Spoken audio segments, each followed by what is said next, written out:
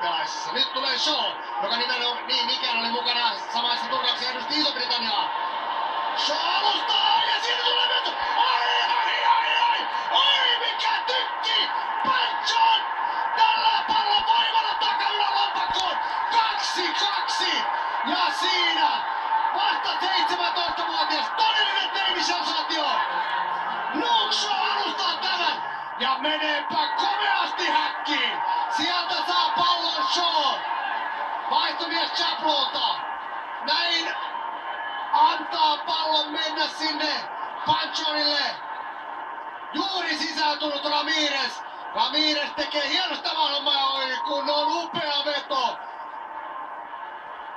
Jason Panchonilta. Ramirez. Hyvä jatko. Antaa pallon mennä siinä Panchonille ja tällainen tuuletus sitten Jason Panchonin tapaan. 2-2. Kukapa olisi uskonut. 0-2 tulee Southampton Chelsea vieraana tasoihin. No mitä vain voi vielä tietysti tänään tapahtua?